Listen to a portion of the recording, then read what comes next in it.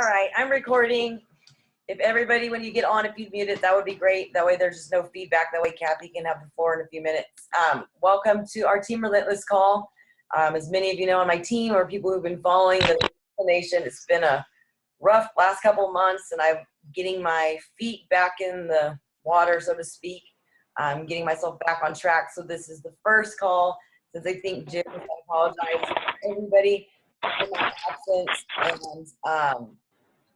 And hold on, I'm meeting this other person. But it's good to be back, and I've slowly been, making my comeback. And that's one thing that I want to share with everybody on this call who's listening to it live or, later on is recording is that, coaching and life can be difficult, and you're going to have your ups and downs. And I think a lot of people feel when they're down, they're always going to be down. They're going to stay, in failure mode. And that's I'm trying to prove to everybody that, you can make a comeback. I know so many coaches out there who've shared their stories who even quit and then came back. And sometimes the conditions aren't always right, but you always have a chance to get back. And that's one thing that Becky said is that, control the controllable, and that's you. You can't control the things that are going on around you, or, sometimes even the way you feel and the way things knock you on your feet, but you have a chance to get back.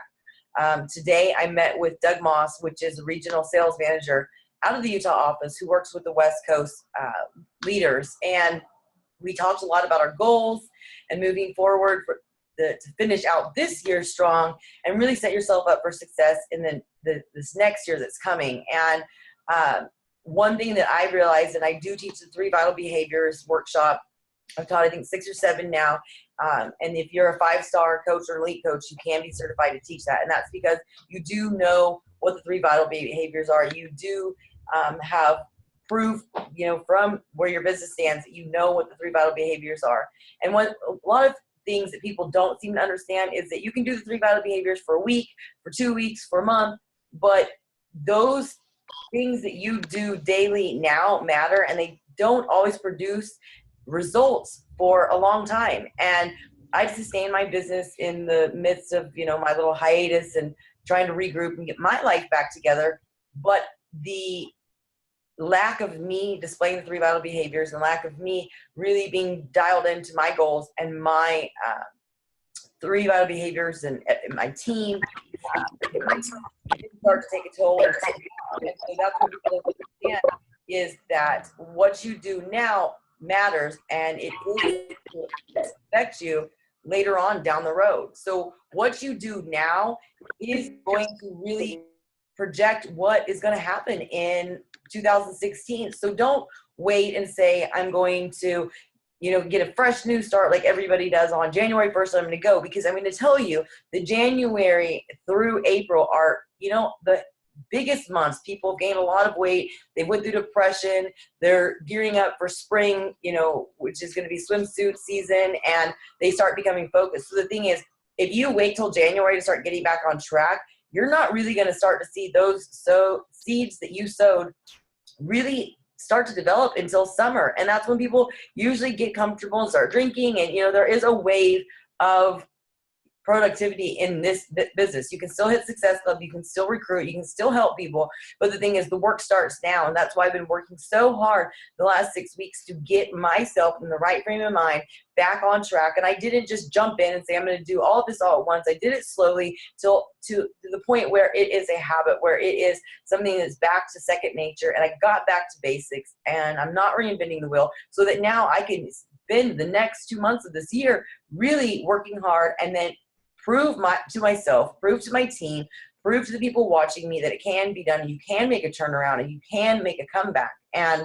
so that's really important. So if you're listening to this call, I want you to get started now. We have the Fall Classic coming up. We're down to literally days of being able to register. This is something that, yes, the prizes are great incentives. Winning, to be one of the top teams is great. But this is a great way for you to practice leadership. This is a great way for you to practice working together as a team, bouncing off ideas with other people, having the accountability of 2 other partners that you've paired up with the Fall Classic. So if you're not registered on a team, make sure that you get something done, especially if you're on my team. That's one thing that I've been asked by corporate. Carl called all of the, leaders in the organization asking us to work hard to get our teams to register, you know, and if it's fear of letting somebody down, that's not what we're about. That's not what our team's about. That's not what our organization is about.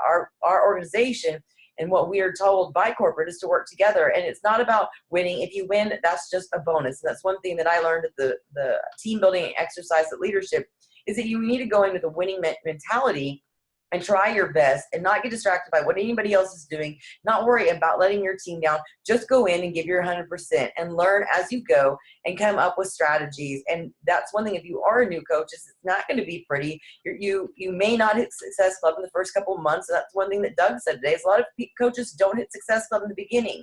I was just one of the lucky ones, I suppose, that, you know, had a following and was able to hit Success Club every month from the, you know, the 15th of the month that I started. But this is how you learn. You get comfortable with inviting, you get comfortable with sharing, you get comfortable with hearing the word no, and then you keep moving forward and you learn from your mistakes. You know, 2016 is definitely going to be, I know, a much better year because I made a lot of mistakes in my marriage, with the team, you know, with recruiting, with challenge groups. And so that my failures and my setbacks are going to make it a better 2016. So I really hope that you are going to not just consider, but find a team for Fall Classic. If you can't find somebody within Team Relentless, if you can't find something there, go to Diesel Nation. If you can't find someone in Diesel Nation, go up to our upline, the Fit Union. Find somebody. If you want it, you'll make it happen. I want to see you do it. Ryan needs one more partner. Him and Brandon Whitehead have teamed up. We need somebody who's not already a diamond or a lifetime diamond, but he's looking for a partner. This is something that if you're on this call and you have sponsored even one or two people, that you make sure that you share the importance of this. This is team building. This is something corporate wants. This is the only way you're going to succeed. I wanted to share a little story too about just kind of giving up and not really seeing that how the work you put in now really makes everything great for in the future. I had the first coach that I signed, and, you know, she wouldn't get on calls. She wouldn't, you know, she wanted to reinvent the wheel. She wanted to drink. She wanted to do all these different things that distracted her from her goals. She wanted the same thing that I wanted, to be home with her family, to have financial, you know, freedom, to be able to help out with the finances of her family because they were pretty much working on a single income. And one of her things was, and Becky and I were talking about this the other day, is that she wanted to go to South Beach so bad. She wanted to go there on her 10th anniversary with her husband because they had gotten married young, had kids really early. And one thing led to another. She got distracted. She refused to work the business, and she'd come in whenever she was broke. There was times that, you know, she told me that she was in the negative amount, and somehow a customer that she had in the beginning just popped up and bought something. And she was so happy about the commissions. You know that I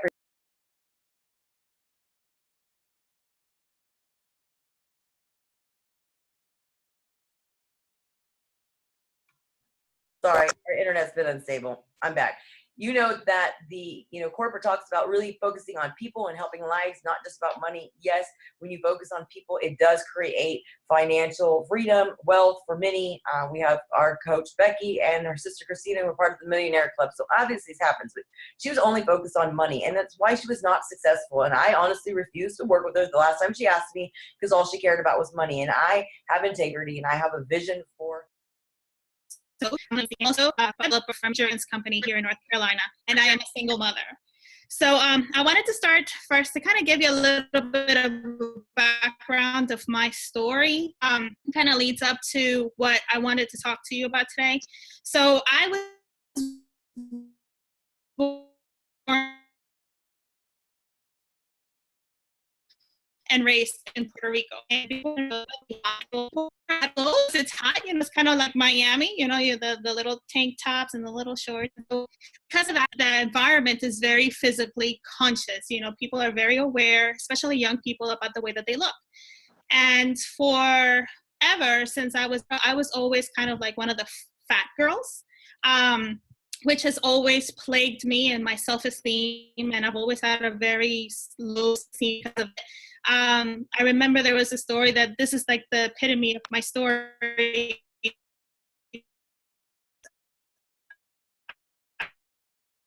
When I was in 11th grade, I took for love, and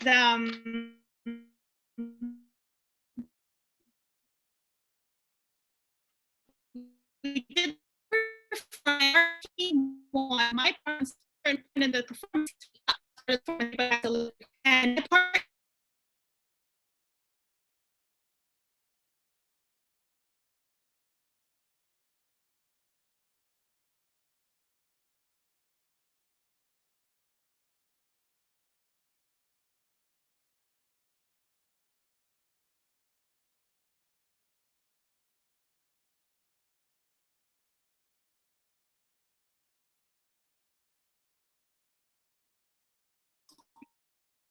oh,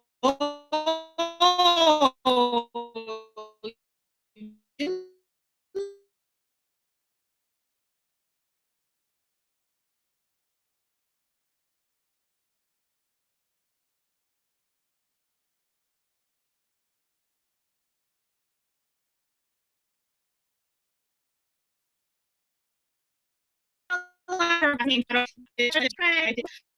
didn't I thought I was just going to be my butt the whole time. But a lot of things. And if I gained the weight, and then I would lose the weight. So I'm going to fast forward a little bit.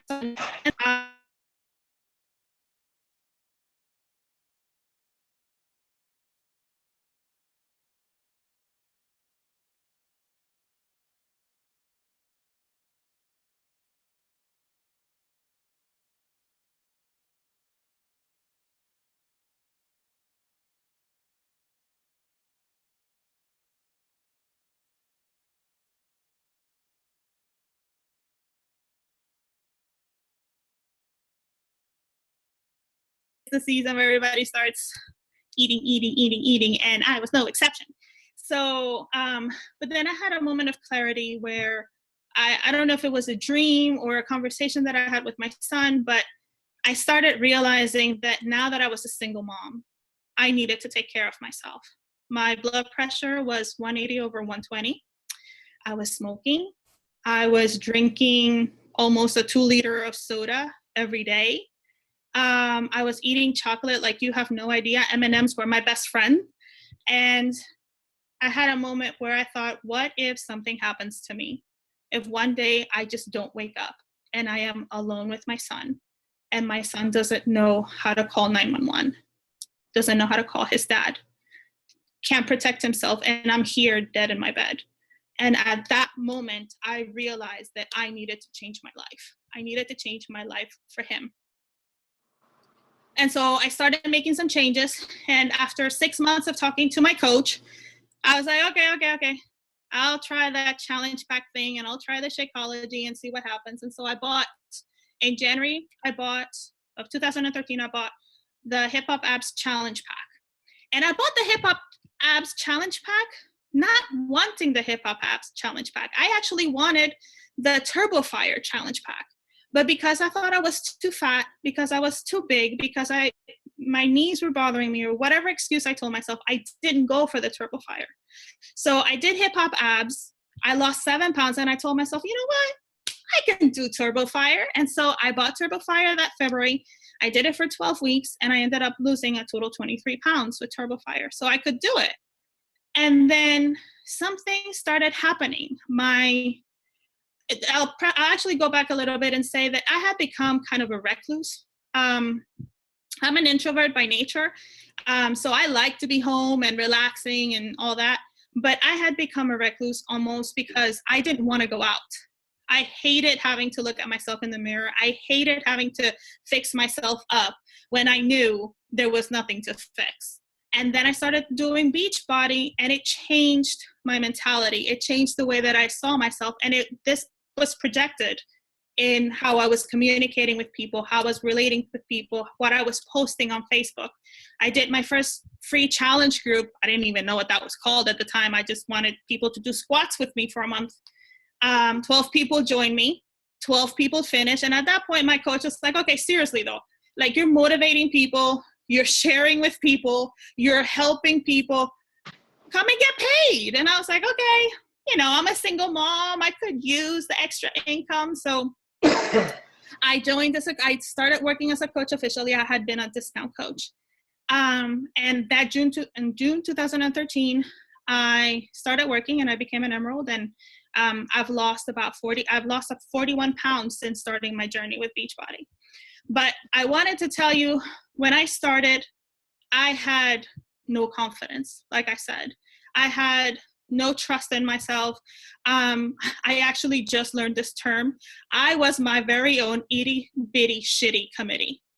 And I would put myself down at any opportunity that I had. And when I started coaching, I asked myself the very same questions I know some of you may still be asking yourself. Like, why would anybody follow me? You know, being an introvert, how can I talk to people? Why will they relate to me? You know, I felt like I needed approval from other people in order to be able to connect with them.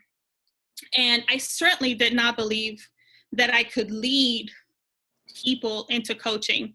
I could not lead clients to be healthier because I was just learning. Why would anybody follow me? So I ended up focusing a lot on busy work and not focusing on the things that I needed to focus on. But I've recently, I've realized that as time has gone on, there are things that I've learned about being a leader. And those are the things that I want to share with you today. The very first thing that I need for every one of you to recognize, and I'm sorry because I'm reading my notes. The very first thing that I need you to recognize is that everybody in this call is a leader. I want you to sit where you are right now. I can't see everybody's faces, but I want everybody to sit there right now and say to yourself, I am a leader. I am a leader. And this is why. When your coach selected you to be a coach, she or he saw something in you that she thought, this person is a leader. When you signed on your first client, that person saw something in you that told them, I have a journey, and this is the person that is going to lead me in that journey. When you signed on your first coach, your coach could have gone with somebody else, but they chose you. Why? Because they saw something in you that they felt could lead them to reach their goals, their financial, their fitness, their health, whatever that may be. That makes you a leader. Whatever definitions you have in your brain of a leader, let go of them. Because what makes you a leader are the things that you do. And you need to get over your self-doubt. I did an activity with my team recently, which I thought was very helpful. I asked them to think about qualities that they see in leaders. And, you know, think about 5 people that you consider leaders. You know, Mindy, Christina, Becky, Barack Obama, Donald Trump, whoever you consider a leader. I don't care. Think about them and think about the qualities that you think make them a leader. Write them down. You can write them down as I'm talking. You can do this exercise later, however you want to do it. Then when you make that list of all those qualities, determination, public speaking, you know, being able to talk to people, being able to connect, intelligence, whatever they may be, go down that list and put a check mark next to all the ones that you think you have. So if you're intelligent, you're good with public speaking, you're good with connecting with people, you're good at talking to people face to face, whatever they may be, put a check mark next to all of them. Then I want you to think about the fact, if you were to use those same qualities and change the person. So whatever qualities you gave Christina, does Becky have them? Does Barack Obama have them? Does Donald Trump have them? Do all these leaders that you've identified have all of these qualities? And I guarantee you the answer is no, because there is no perfect leader. There is no leader that can actually have all the qualities that we all see as part of being a leader. So for you to have that expectation that for you to be a leader, you have to have all these qualities, you'll never get anywhere, because you are always going to be a work in progress, which leads me to my next point. As a leader, you have to be open to the fact that you will always be learning. You will never get to a point where you know everything. And if you think you get to that point, that is exactly when your business will stop growing. There is always an opportunity to grow yourself mentally. There's always an opportunity for you to learn something new about this business. There's always an opportunity for you to meet somebody new that can shed light on a different perspective of this business. There's always an opportunity for you to grow. And that's why we use the term of being coachable, because you have to be willing to be open to these things. And this is why personal development is such a key part of being a leader. You have to be open to the idea that you always have something to learn. And it may not be the same thing that your coach needs to learn. You're the coach that sponsored you, the coach that you sponsor. Maybe you need to learn about public speaking. Maybe you need to learn about connecting with people. Maybe you need to learn about how to build relationships. Maybe you need to figure out how to identify different people's personalities, whatever it may be. Select the personal development that applies to you, the things that you know you need to learn, and go for it. But realize that you're not perfect. At no point will you be perfect. At no point will your leadership be perfect. You will make mistakes. You will make one decision one day, and then maybe the next week you'll be proven wrong. I can't tell you how many times, and I'm surprised it hasn't become a running joke in my team, that I say 1 month I'm going to do this. And then I try it out. It doesn't work. I change it to this. And then I try it out. It doesn't work. I change it to that. Because it's all a learning process. And you cannot be afraid of trying out new things. Like, for example, we have the business activity tracker. We have the Power of 3. I tried them both. For me, those two systems don't work. What have I done? I've gone old school. I have like 5 notebooks now that I use. And that's helping me. But that's something that I've learned through trial and error. And whatever happens, whenever you have situations with your team or with your clients, the other thing I'm going to tell you is don't take it personally. Different people arrive to where they're going at different times. They have different opinions. They have different ways of looking at things. And maybe you say something and it doesn't quite sit well with them. Maybe you try something out and they're upset that it doesn't work. Maybe they decide, okay, I'm going to take a step back from this business. It doesn't matter what it is. Don't take it personally, because this is your journey and you have to make it work for you. Now, the last few things I wanted to share with you have to do with actually leading your team. And I'm sorry, I have to drink a little water here. The first thing that I'm going to tell you about being a team, you have to set the tone for your team. If you don't set the tone for your team, they said speed of the leader, speed of the pack. I never really quite understood that until last weekend. I never understood what it meant really until last weekend. The first thing that I'm going to tell you is show up. The fact that you made this call shows that you're a leader. You're setting an example for your team because you're saying that calls are important. They're important trainings for you to be a part of. Same thing applies to Summit, to the 3 Vital Behaviors, to Super Saturdays, to other team calls, to workshops in your area. Show up, put the time, because then your coaches, what ends up happening is your coaches emulate what you do. If you don't show up, you're telling them basically that's not important because they're following you. You're leading them. So if you don't show up, they're not going to show up. You can't expect them to show up. But if you show up, you're showing them with your actions that that's important. The next thing is be fearless and network. I have a story here of something that I remembered actually today.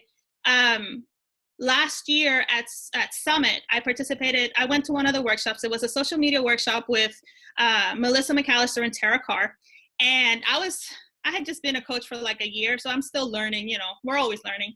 And I had a question and I didn't get it answered at the workshop. So I messaged Melissa McAllister on Facebook. I'm like, well, she's probably not even going to get this. I kid you not, 3 minutes after I messaged Melissa McAllister, the ab woman from Payo that is just crazy, she messaged me back and replied to my message. I was like, oh. And then later on that night, I saw her and I went up to her and I clarified, because I wanted to clarify further what she told me. And she was so open and it was hilarious because I wanted to take a picture with her and she just had a moment. And I have this collage of like, I don't know, her husband was like, you do this professionally. Why can't you take a photo? And it was like this very special moment that I had with her. But it only happened because I was fearless. I dare to step up to her and say, I need help from you. And I'm encouraging you to do the same. You know, that very thing that makes you crazy nervous, that is probably the one thing as a coach that you have to do to get you out of that fear. So, you know, reach out to people, communicate with people. And the last thing that I'm going to tell you guys is when you're talking to your team, don't talk down to your team. When you talk, you know, they say, walk with your team, not in front of your team. You are a part of it together. It's important that they understand that you're in the struggle together and that they can count on you. So stay humble and listen to your team, what they're telling you, the advice, because here's something else about when you're starting your team or when you're bringing new people into your team, new people that may be new and you may feel like they don't know anything, but they have a head up on you. They bring perspective. When you're a coach and you've been a coach for a long time, you start forgetting certain things of how it was before you started, how it felt before you started, the feelings that you have, because you're just filled with Beachbody. New coaches bring back that perspective for you. So it's important that you listen not only to your experienced coaches, but also to your new coaches, and live your life with integrity. And those are all my points. That was awesome. I loved how you shared that you went to Melissa, and that's the thing is I think so many people have so many questions about anything in life and they just go unanswered and their dreams go unfulfilled because they're too scared to go for it. That kind of reminds me, you had, I don't know how long ago it was, but you had a vision for what you wanted to do in your area and, grow the North Carolina, the Raleigh Market Council, and you were thinking like, how can we draw in this crowd? How can we get corporate attention? How can we make these events amazing, like, all the Diesel Nation ones in Miami? And you thought, well, I'm going to get Mindy there. And you said the same thing to me. I didn't think that you would say yes. And I actually told you no, not because I didn't want to, but it was because I was, involved in the Houston Market Council, and I've since then stepped down so I can go to different places. But, you didn't just say, oh, she said no, boo-hoo. I knew she'd say no. I'm never going to ask anybody else. You kept an open door. If anything changes, we'd love to have you. And you know what? When I made the executive decision that Houston Market Council had grown, there was leaders there that were from the area, because I'm 2 hours from there, that they didn't need my presence anymore, and I could do what I wanted to do, travel, speak in front of other people, which, helps me get over my fear of public speaking. And you left that open door, and it happened. And then since then, you've had the courage to ask Mindy Lawhorn, who is another Texas coach, who's coming there for the next Super Saturday there. And, and that's all that it is. But the thing is, if you get stopped at no in this business, then you're not going to go anywhere. And, Melissa Galmay, who's on the call, and she's one of those people who is a warrior. No matter if she has weekly calls for her team, or she's got football practice, or Jenna's teething, or whatever it is, if she has to put it on mute and run around and do crazy stuff. I think one time she even fell asleep because she was trying to take care of the kids. But she's never stopped. She's gotten on every call. And I've watched her get on calls and host calls where only 2-3 people came, but she kept relentlessly doing it. And now her team shows up big time. They're taking the leadership role. And this is what I was saying about in the beginning of the call, is little steps that you do now may seem very insignificant. They may seem to be producing very little results, but over time it's going to go, and you're going to become more confident, and you're not going to learn and become an expert the first 5 minutes of coaching, the first 5 minutes of anything. And I liken this to parenting, is that, if you're a parent and your kid tells you, no, I don't want to brush my teeth, or no, I don't want to, stay inside when it's thundering lightning, do you just accept no? No, you know what needs to happen, and you find different tactics, and you find different ways to deliver your message. And that means that you are a salesman, because every day you have to sell yourself on getting your child to do something, or your spouse, or, people you work with. And I think what you said too was that everybody has a different ideal of what a leader is. And most people look at, they'll never be somebody in a leadership role, whether it's Beachbody or, Donald Trump, like you said, or Barack Obama, or whoever it is, that they'll all never be a leader like them. Well, they all started off exactly where you were in whatever field they were at, and they've had to grow it, and they make mistakes. You see it with Barack Obama and Donald Trump. They are under scrutiny all the time, but they keep going, and they still are amazing leaders, and they lead the people that want to be led by them. And, that's all that coaching is about. So I guess, thank you for everything you shared. Great tips. I've loved watching you grow. I love seeing you in action at the Super Saturday there in Raleigh. I'm gonna open up. Does anybody have any questions? If you do, I'm on my computer and my phone because my phone's more stable internet. And I'm trying to record it on the computer. Unmute yourself and ask any questions, or give Kathy a shout out. Anybody?